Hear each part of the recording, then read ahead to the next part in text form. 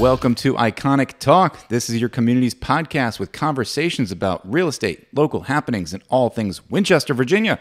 I'm Mark Francis, a local realtor, broker, and owner at Icon Real Estate. And I'm Megan Eanes, a local realtor and part of the Icon Real Estate team. Mark and I are so excited to share everything that we love about Winchester, Virginia with you. We want you to be an informed, savvy real estate consumer in today's ever-changing market. Yep, if you want local knowledge, you've come to the right place. And this is the season of Winchester and local knowledge with Apple Blossom. And welcome back. Right. I miss you. I shared with so many times, I used the word we, and I was there by myself. And so many times I just said, I miss Megan. So thank you for returning to me. I'm back. I appreciate it. I'm here. I'm sorry I missed it last That's week. all right. There's lots going on. Yeah. Well, so how about we first talk about what happened yesterday? I'm sorry, not yesterday. It seems like yesterday. But what happened on Sunday? Over the weekend. Yes. There was multiple things that happened last weekend. So there was the Icon Real Estate Open House Party. That's true. Thank you to all of you who stopped by. There were so many different clients and business partners and just local people, friends, family that were able to stop by. I got to meet your grandmother, which was exciting because we've talked about her. My grandmother, Gigi, was there in the house and catered by a movable feast, Mary Fox. We had a lot of our integrity partners in. We had, who else did I see there? Yep. We had, who else stopped by? I mean, there's so many people. I'm trying to remember. Even just some clients of mine who were neighbors that I had sent invitations out to just popped by to say hi. You had some people. Your family was around. Your kids were around. My children came by.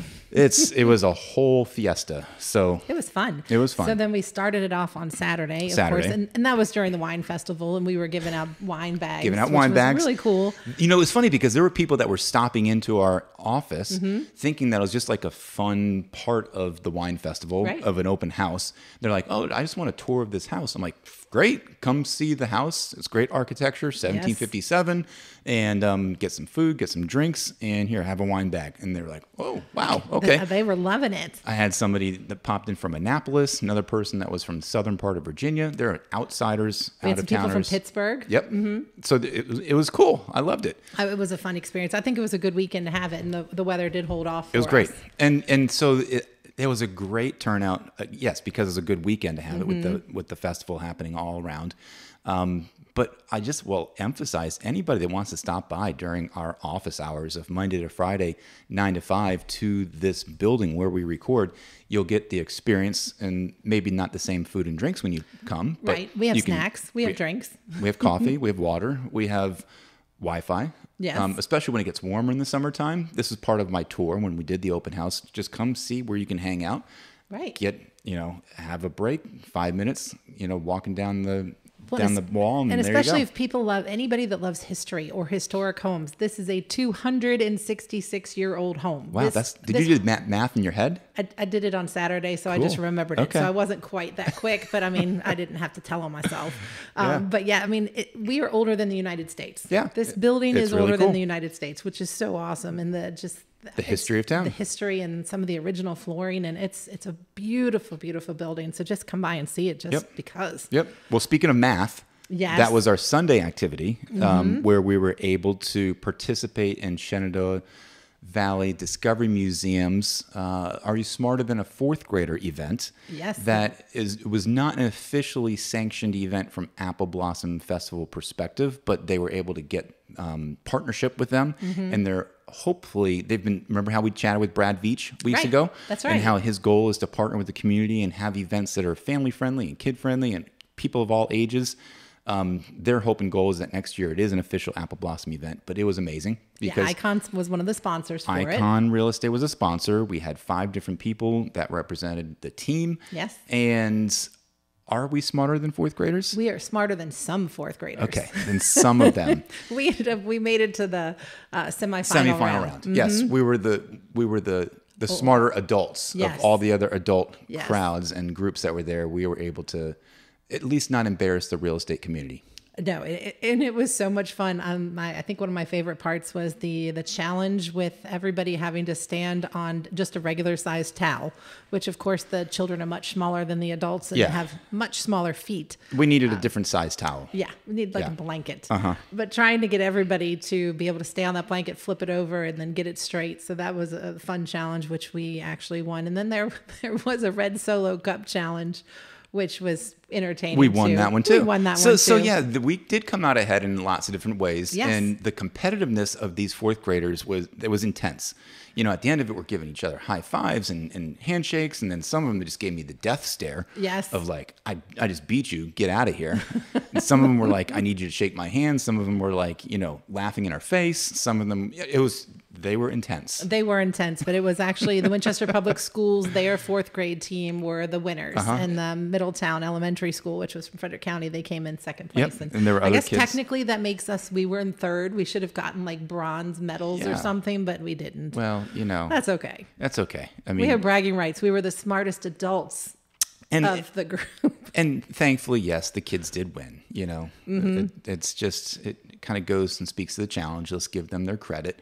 They did a good job. The other thing that nobody told me until we got there is that all these kids had study questions. Yes, they were given study guides. They were given study guides. Yes. As we're just trying to practice on our own and look up questions. And I mean, my husband was quizzing me. I know Madison, who was doing it as well. I know her boyfriend was helping her too. I mean, we were all trying and practicing, but not that we're bitter. No, it's okay. Yeah. We're still, like I said, we're still smarter than some fourth graders. So go back and look at some of the social media posts out there at the Discover Museum or Icon Real Estate. We'll even give a post or two, a picture or two on this week's episode. Yeah. So look out for that. You'll see what happened there. So that was the weekend. And then, here we are. Yeah, smack in the middle of Apple Blossom Week. Mm-hmm. So we've got the carnivals going on now already. Yep. So that's one of the things. And I think this is the last year it's going to be where it is. Yeah. I haven't double checked, but I'm pretty sure that the Wards Plaza, that it did sell. And if that's the case, then this will be the last year that it'll be there, and they'll have to find somewhere else to put it. Somewhere new. So definitely take advantage of it being right there on Valley Avenue. Did you ever go to when they had it over by the mall, where they had elephants raise the tents? Yes, I remember going and seeing the elephants raise the tent in the morning. And then, yes, I've been to I loved the circus. The circus was great. I can't remember if I had children at that point in time, or I was just going as a younger adult. Yeah. But no, I do remember it all being over there right on the mall parking lot. Yeah, I did that once, and it was raining, and I was like, well, this is an experience, but didn't choose to do it again just because of the time of day that it was and just the weather sometimes. But it was an experience. And it was really more of a circus carnival thing that was going on over there as well. And so the circus doesn't necessarily come to town No, not anymore. So it's just constant, evolving things. So it makes me think to ask the question, what are some of your favorite memories? We've chatted with the executive director, Brad Veach. You heard from me last week of all the things that are going on at the festival. Let's just get personal. Share kind of some of your stories of because you were a townie. Yep. Now, do you remember when the Clydesdales came to Winchester? Yes. And they were set up over there in front of the Anheuser-Busch distributor right over off of Valley Avenue. That was super cool. I have a picture of my son was not even a year old. So he was probably 9-10 months old. This was Ben. And I have a picture of him standing in front of a Clydesdale named Bob. Oh, wow. Because Ben wouldn't call me mom. For some reason, the first thing he called me was Bob. Okay, Bob. So I'll call you Bob now. Yep, I have a picture of me holding Ben in front of a horse named Bob. Awesome. But that was so cool, and that was a great experience for the kids. Yep. And I remember them also having little pony rides actually at the carnival where you could go and the ponies just kind of walked in a circle. But you could put your kids on there. So, I mean, just little things with my animals. Kids were fascinated with the fire trucks. And so that kind of turned the Friday night, tomorrow night's parade was kind of more of our favorite because it would be an entire day-long outing of kids running the mile race. Right. They would have also, some of the carnival stuff would be in the Hanley area where you could get some snacks and food and play games and things like that. We then would also go over to Quarles Elementary School and hang out there for a little bit. Playgrounds were there, and you can still see the fireworks. There were also some times where we would just run around the football field at Hanley, waiting for the fireworks to happen. Now that would be fun. And then they shut that down, but that was before it got dark. So before there's some safety things that, you have to clear the field. Just that whole Friday experience. So tomorrow is one of the things that I really look forward to of experiences with family, right? Yeah, I remember when they used to be able to use their sirens and stuff. That was just awesome. Now, it was a cool experience, I think, to the people that were watching. I think part of the reason why they stopped doing it was because of all the bands that were coming into the area, and you couldn't hear the bands playing when the sirens were going off. So I have been on that end of being in the band. I think I was in... So I would have been in 5 or 6 different apple blossom parades, as well as the firefighters parade myself. So I didn't get to go much in high school because I was in it marching. And dang, is it hot when we got that really warm weather and you're wearing a full wool uniform. Well, I'm excited about this weekend. It's looking okay. We have a day or two to go that we're thinking that like tomorrow and Saturday are going to be looking good. So we shall see. Keep our fingers crossed, but this could be a good weekend. Another memory that comes to my mind was, I think I'd say 8 years ago. We moved 10 years ago now from the county to the city. And so part of that you have to keep in mind of like, well, what are you going to do when Apple Blossom Festival comes, and are you going to be able to drive through the traffic and get to your house? So we were just going to hunker down on that Friday and not go anywhere, just kind of walk around and be in our house. So going from the county to the city, those first couple of years of us living in the city, we saw so much more wildlife in our city house and near our city house than we had in the county. Really? Like we had squirrels everywhere. Our house we call Squirrel House. Did I ever tell you the story? No. Is it worth getting into now? I mean, sure. Why not? Okay, so this is going to be a long, extended Apple Blossom story experience. So when we first moved into our house, when we're looking at it, so here's a real estate perspective for you. I would go scout out a house in the downtown area with my wife being in school, thinking eventually we would live in the city just for fun, right? So I would go visit houses every now and then by myself as a realtor and just say, okay, preview things and then report back to my wife. So there was a house where we ended up living now that I was previewing, and I was like, okay, this could work, but I knew that wasn't her ideal home. She was envisioning a sprawling ranch in town, something that had just like a single floor plan, maybe a basement. And this was really a true colonial 4-square kind of house downtown. I was like, it's a great price on a good street, and I think it's worth looking at. And she's like, fine, I'll go look at it. The first time the two of us walked in, it was in July, in a super hot day.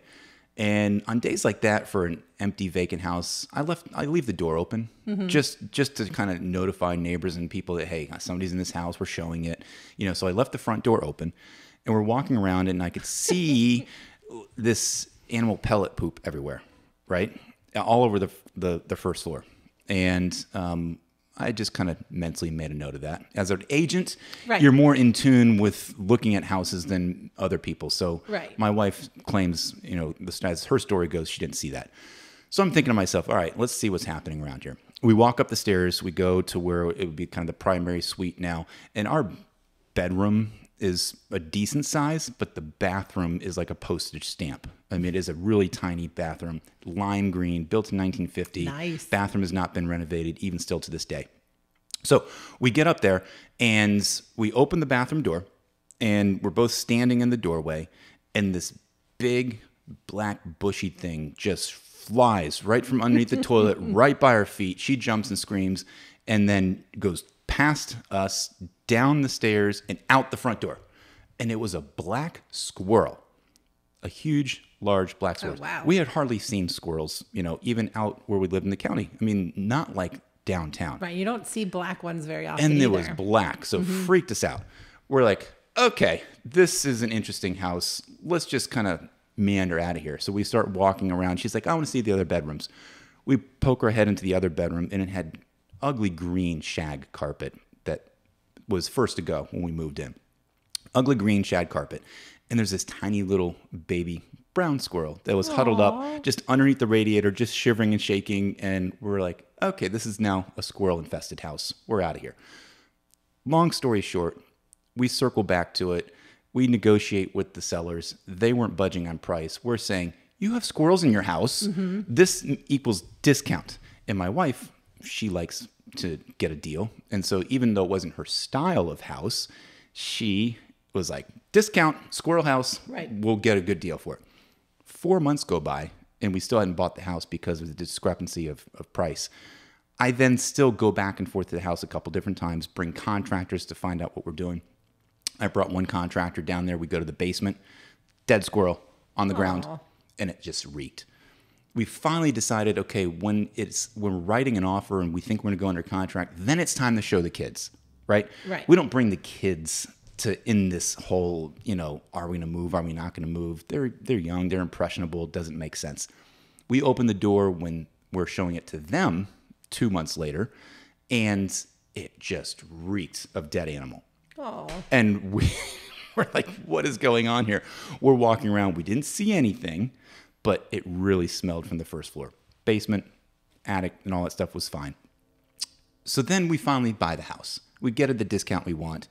Let me ask you this. Yes. Did you put into the contract that the squirrels have to be removed? No, we didn't. Okay. We had other things that were in the contract. Okay. But the squirrel removal should have been one that we had. We meet the neighbors, and they're saying, oh, yeah, we see squirrels coming and going from the roof line through the chimney. So we figured out they're coming in from the attic. And we can see just claw marks on the interior of the windows in the attic as well. So they're trying to get out. They can get in, but they can't get out. We buy the house finally. We start renovations right away. And that same contractor that saw the dead squirrel in the basement, he's remodeling our kitchen. And he's like, there were 3 dead squirrels in the corner area of the cabinets. And that's what we had been smelling weeks before. And he keeps finding more squirrels. Fast forward now to last year when my grandmother is moving into the house. Okay. We're renovating the basement and we're renovating the attic. Guess what we find? More squirrels. More squirrels. Ugh. The contractors were gutting the ceiling in the basement and pulling out the insulation. They were dropping out of the insulation. My wife is mortified. She's like, I'm living in a nasty, smelly, infested squirrel house. And there was also a couple of squirrels that looked like they got fried by the electrical panel, that there was a little bit of gnawing on the wires as well. I'm like, oh my goodness. Like, we could have had a whole squirrel fire, and out of this. And for the longest time, making this really short story long, but for the longest time, we just thought, the house has like a 1950s smell to it.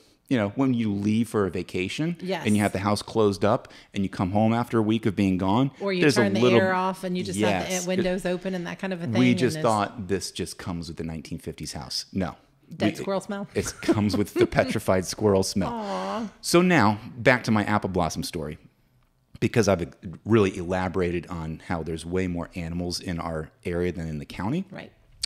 8 years ago, on Friday, Apple Blossom Friday, where we were going to be hunkered down, Erica's parents were in town. We had all other kinds of people around. My mother-in-law goes to open the back door, and she screams at the top of her lungs. And I'm like, what is going on? And then she starts yelling, Lucy, Lucy, come, like our dog. She's trying to get the dog inside. I'm like, what is going on? We're all run to the back door. There is a little possum that was hanging out by our back door. And then we saw a mama possum fly by. So mother-in-law freaking out, everybody screaming and hollering. We go and we see these little baby possums by our kids' playhouse. Aww. And they weren't moving. So the mama possum just freaked out and left. And my wife and older son at the time, they felt so sorry for these possums that they were able to corral them, put them into a box, made phone calls to like an animal rescue association.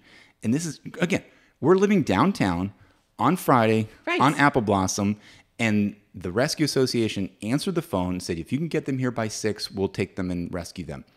We brought the possums. She left our house like right around 5 or 5:30, scrambled across to go to Clark County, dropped them off, got them there. To the Blue Ridge. Yes. I forget what it's called. And was able to somehow miraculously get back to our house with all of the nonsense going on downtown. That is my crazy, long-winded apple blossom possum story. apple possum story. And we actually did some research afterwards and found out that they were able to rescue the possums and they released them to the wild after, a certain period of time. And maybe they're still alive today. I have no idea. That's wonderful. Yes. So dead squirrel story to a live possum story. That's my long-winded apple blossom memory. That is definitely pretty entertaining. Wow. Well, I hope I can entertain you, because Interesting. I've been told by my wife, who's a way better storyteller than me, that I can't tell stories. But there you go. That's my apple blossom story for you guys. Oh, I love your wife. I got a good chance to talk to her for a little while on Saturday at the open house. And Erica, she's just so wonderful. Yeah, you got a good one. She's better than me. She knows how to network even more than I do. So she does a good job of that. She's a good lady. What are the tips? So the other comments that we wanted to make for this specific episode is thinking about, tomorrow and Saturday, the parades and all the traffic and nonsense. There's so many people that claim, oh, I'm just going to stay away. Well, you're missing out if you're going to say you're going to stay away. What are the tips that you and your family do when you're trying to come downtown to see? So the first thing that we do, and it's been a tradition for, I don't know, almost 20 years probably, we go to Midway at 10 o'clock on Friday. So we go when it first opens. Okay. And then the kids get to kind of do everything. We get to have our little, it used to be fried Oreos that we always got one order of fried Oreos, and then everybody would just share. And now we have to get the crab cake from my mother-in-law from this place that's always there. Really? So there's crab cakes? Yes, the crab cakes are amazing. She's gotten them every year for like 5 years or something. Okay. So we do Midway. We walk around, and the kids get to play some games and this and that. And then usually we're out of there around noon. So before the stag luncheon lets out and things get crazy. Right. So if you want to do anything like that, where you don't want to be around a lot of crowds, that is by far the best time to do it downtown. Right there on Piccadilly Street, I think, is where the majority of it is now. And some of it's on the Old Town Mall. Right. And one of the fun things my kids usually do is the pull-up stations at the different, with the Marine. I think it's the Marines that usually do it, because I think all three of my children have Marine shirts from doing their pull-ups. Or the push-up challenges. My boys always love doing that. So anyways, that'd be my first thing, is to come down at 10 o'clock. The other thing, which I've learned over the years, is if you do have to come into Winchester, and we're coming from Stephen City, is that you basically try to get up to Berryville Avenue and come back down. Okay. So don't try to, come in through town from like Jubal Early, or definitely not Route 11. But if you go north a little bit and then come backwards, like backtrack a little from Jubal Early and then, from like Berryville Avenue, that direction, or even, just as far north as you can get and come back down towards Winchester, the traffic's not as bad. Okay. Because otherwise you're going to be met by National Guard members that are blocking off all the roads, and you on just Cork Street, where you can't get anywhere. The parade entrance starts, you're getting blocked off and boxed in really quickly. I'm curious if we're even going to, because my husband was saying, he goes, well, you'll have great parking for the parade here at the office. I'm like, I don't think we can get to the office. No, this is the staging ground for the parade. There's no way anybody's going to be able to get here to park. If you did, you're not getting out. No, not getting out. Well, when I lived in the county, my secret tip, and I don't know if this is going to be information that people want to latch onto, and I'm going to make a whole big traffic pattern here, but to come around from the west. So if you start around near the hospital area and start heading towards town, before you get towards Bonnie Blue and that kind of area, veer off and head through Meadow Branch, and you can go up Selden in that area, and that'll get you really close into the neighborhood areas where you can have street parking. And you might be parking in front of somebody's house, but if there's a spot, fair game, and get as close to Hanley as possible. And that way you're going to get close towards the end of the parade route, and you can then walk from there. And again, because I live in that general area, there are some special secret paths that you can kind of take with your car that kind of bob and weave and get to where you need to go. But that would be my suggestion, is coming from the west and get through those neighborhoods there. And I will say, be careful if you park in the parking garage, the one that's on Braddock Street, right there, Braddock. And I think it's Braddock and Amherst, I think is where it's located. I have gotten stuck in that one before. When you're trying to get out, and they've got the road cleaners coming through, the sweepers, and they won't let you out. So you'll have to wait until that's done, and you just sit there in one long line. So just, if you're going to park in a parking garage, maybe when the parade gets out, go grab dinner, go get something, go for a walk. But otherwise you're going to be sitting in your car trying to get out of the parking garage. Good tip. And then for tomorrow night with fireworks, I mentioned quarrels. That was something that we did when the kids were younger, because they could just run around like crazy kids and have fun and still see the fireworks. You're not that close, but you can still see them. Being in front of Hanley High School is obviously ideal, where all the hubbub happens. Which, by the way, I was at the gym this past week, and someone who is singing the national anthem was in my gym class. Oh, cool. So we were collaborating on like, okay, how did that happen? Which is interesting. So yeah, you get a chance to hear the national anthem, you see the fireworks start, but you can also have a little secret special location behind Hanley on the hill back there. Right. Not many people know back there. I've parked up there one time, I remember, for the parade, and then just walked down. But I've only seen the fireworks one time, and it was at a house that was right off of Hanley Boulevard. I think it was Hanley and Valley Avenue. It was something right there on the corner. It was a friend of a friend's. That's the only time I've ever seen it. Because otherwise, I don't want to deal with the traffic, trying to get in and out. And so being on Hanley Hill is going to give you access from the west side as well. And you can weave through some of those neighborhoods to get there. And if you can find your way back there, you bring like yourself your picnic basket, your picnic blankets, and get there a couple hours early, hang out. That's another good spot for kids to run around. And that's a good idea. It's a really cool experience because you get to see the back of Hanley and the roof lines and the mountains in the background and the fireworks. So. Now, I also remember watching the Firemen's Parade from Cork Street Tavern. Actually, inside of Cork Street Tavern, and we could open up the windows, and we just all sit right there inside the windows and be able to watch. That was a really good spot to be able to, you're not having to necessarily pay for your seats. Obviously, you're eating and drinking, but that was a really good spot. And one of my first memories, though, of Apple Blossom in general was watching the parade from the hill at the Braddock Street Church. Oh, yeah.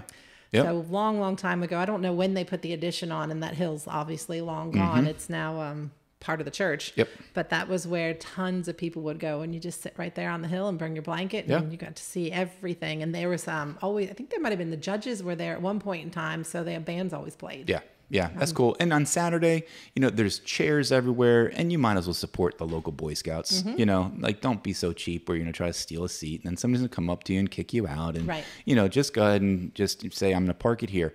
Obviously, the easiest way to watch the parade is if you know somebody who lives on the parade route. Having friends that have friends in high places. In high places is, that's the place to be. That is very rare. So if you get invited to a friend who lives on the parade route, might as well use it. Definitely, that's probably the best way take advantage of that. But I like getting there right on time, not too early, because then you're sitting there waiting for the parade to start. And we typically stay the whole time, and we'll bounce around, and it's just cool to see people that walking up and down the street, waving and saying hi. Sometimes it's always the same people that you see almost just once every year around Apple Blossom. Now, after doing the band thing of course, I did it myself, and then my kids had done it for many, many years. So I definitely had a different experience, and a lot of times I'll just say I was sad to hear that the weekend in the park went away, because I used to go during the parade. Sure. Because it was quiet and calm, and I would go over there and I would do that, and then I'd go home and I'd usually turn it on the TV and watch the parade on the TV. There's another good tip. You can watch it on TV. Watch it on TV. You don't have to, if you don't like to be around crowds, because, a lot of people have changed since COVID. Yep. Watch it from TV, still get the same experience. And then when you're doing that, of course, it's right by the grandstand, so that you're going to see all the bands perform. The best Everybody's of the going to best. be performing.